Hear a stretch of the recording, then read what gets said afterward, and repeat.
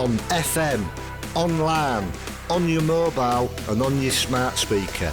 This is 107 FM.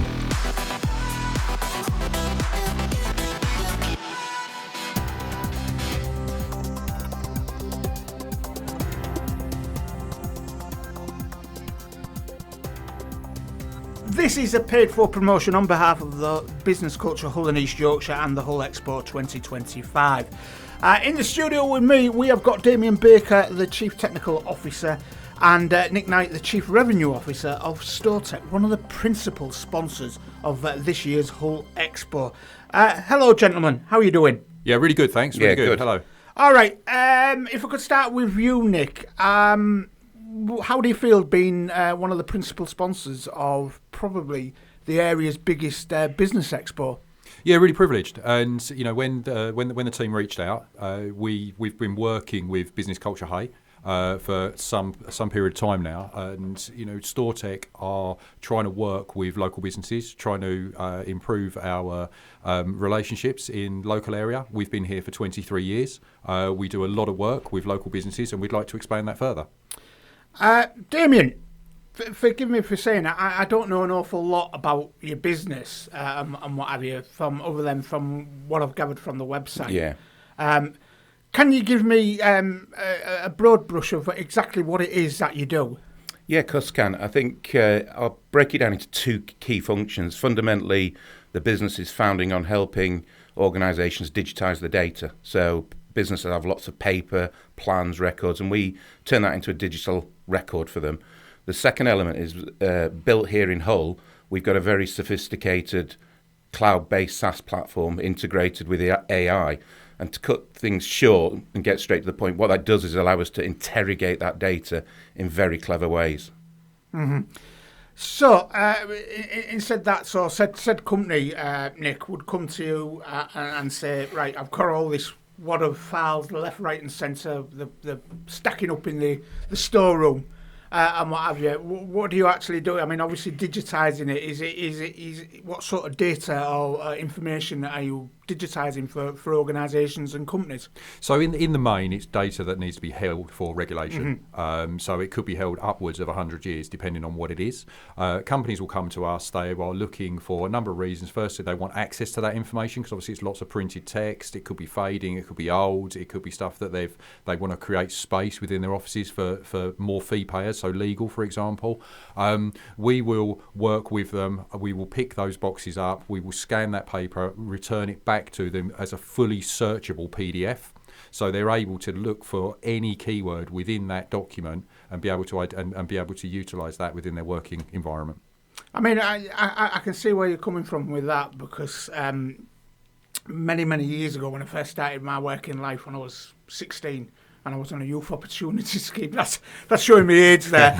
I worked for Comet in their offices in Hull, head offices in Hull, and obviously they had to keep credit agreements. I can't remember how long. I think it was 5 or 7 years they had to keep them for. And they had no room in the head offices, so they had a disused cinema just down the road, the Dorchester Cinema. And they used the upper circle of that to store all their paperwork. And there was filing cabinets, boxes and everything everywhere. And I mean, that was, the early 80s. Are you still finding companies are doing that kind of thing now where they're not digitising their information? So a lot of our business comes from companies that have had to do that, and all of a sudden they're either coming out of a building. So, for example, public sector organisations that are releasing some of their releasing some of their real estate and moving out of buildings. So they've got hundreds of thousands of boxes of paper that are stored. We've got organisations that want to actually understand what they have as well. So they're digitising because it's much easier to find that information. But our business covers all spheres of of corporations. Regardless of what they do, it's about that regulatory need to secure and hold that data for a length of time. So I suppose, Damien, from a technical aspect of how you digitise this paperwork, I mean, there will be, I would assume there would be some complications sometimes, especially if the paperwork is is aging and the print is fading, and for you to get that information from that document, obviously it's important information, whatever it pertains to, that's got to be kept for a number of years for legal reasons. Do you ever encounter any problems extracting the information from the documents? Yeah, I think there's a couple of things there. We've got a very experienced team. We've got sort of an average of 15 years sort of time spent with us. So we've got a very, very experienced team. And digitising the asset is actually down to the preparation of the documents. The technology is fairly simple.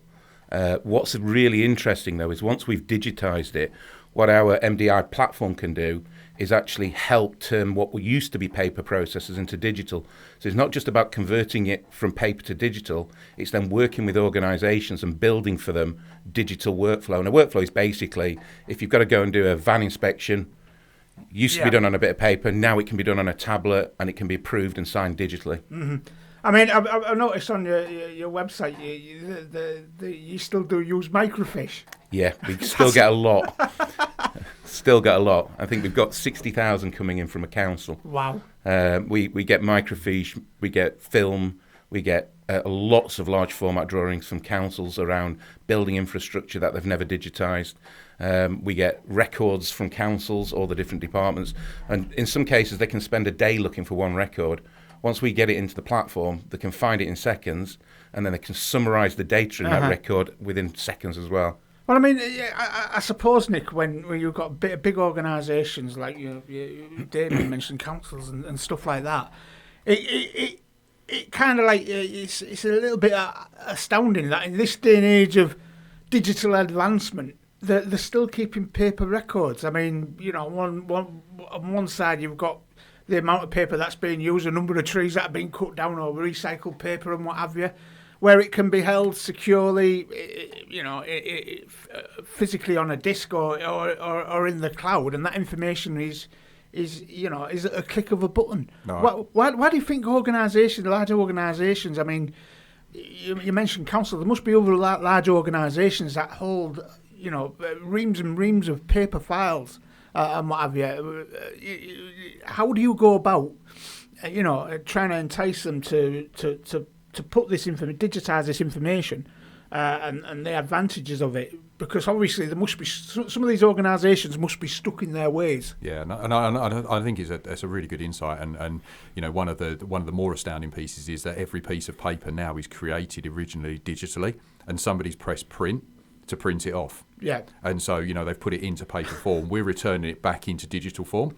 And as Damien's already talked about, MDI Cloud is a solution that actually fixes that problem for organisations. So where people are printing it off, they still have processes that are very paper-based. So they need an ink signature, or they need somebody to read something through the paper, and that's the easiest medium they have to be able to transport or send it. With MDI Cloud, you're creating everything digitally. You're then creating workflows within the solution which enable you to transfer your paper processes into a digital process, which means that you no longer have to print anything off. A really good example of that will be something like invoice processing. Yeah. So invoices predominantly now come through as emails to organisations. They're printing them off, they're taking data from them, and then sending them to organisations like us to scan so that they can keep them digitally for 7 years. Yeah. Actually, with MDI Cloud, we allow organisations, they have the opportunity to import those invoices directly into MDI Cloud, extract the data that they need, put that into data tables, and then upload that into payment solutions or payment systems, which means they never need to print it, and then they store it digitally for 7 years. It's the simplicity of that is it smacks you in the face. I mean, again, going back to the time at Comet, one of the jobs that I hated it when I get sent on a trek for paperwork or a credit agreement, and in this old cinema, which was badly lit, and it was an health and safety risk, fire risk, and everything risk, and 9 times out of 10 you couldn't find it because somebody had misfiled it in the first place. Yeah. So I mean, you talked about councils there, Damien, and what have you. I mean, is it just big organisations you work with, or is it smaller organisations? And generally speaking, is it who are the most organised in terms of data and stuff like that, transferring data digitally and what have you. I think we work with every organisation. I think a lot of companies haven't been able to access the technologies before because the cost of these solutions was really high. Mm-hmm. With the advancement of AI and other technologies and no-code workflow, these solutions are now affordable for the SME market space, and we're actually targeting that SME market space, and we're wanting to bring what we call enterprise technologies into that mid-market small business space, and they've got the most to actually benefit from it because they're typically more manual and more paper-based. The large organisations we work with, they are historic records. So we've got one person we're working with at the moment, a council. Their records go back 60, 70 years. So back then, all they had to do was print it or paper-based records. And they've continued with that process. So when they first digitise it, one of the things we try and do is show them how to move away from that printed process. I think there's a whole array of different organisations that are better with their digital data. We don't just work with paper-based organisations. We work with a lot of businesses that are already digital using SharePoint, but don't have the ability within those solutions to do the workflow, the signatures, the collaboration. So we bring that data across digitally and sort that out as well. So we work with both paper and digital. All right, Nick, this is where we're at now with Storetec. Where do you want to see Storetec in 5 years' time and in 10 years' time? So I believe Storetec's got a fantastic offering to the market, and we really focus our efforts in working with SMEs for the digital solutions that we offer.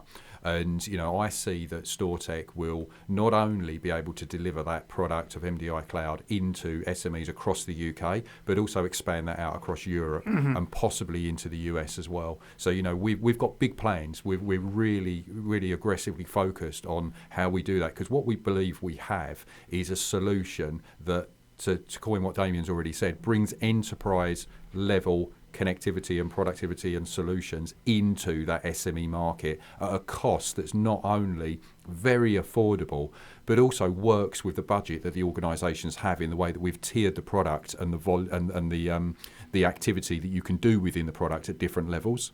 Mm-hmm. So it grows with your need as a business. So we're helping organisations adopt a digital way of working going forward. I mean, you mentioned there that you're targeting small, medium businesses at the moment, Damien. It's just throwing it out there. Obviously, the economic climate that we're in, small, medium businesses are going to get a double whammy coming April the 1st by the looks of it, because energy prices are going to be going up and you've got the employees' national insurance kicking in. How do you make your offer to small businesses more enticing, given that it's a highly competitive market, and most businesses could see it as even though I know what you mean, adding cost.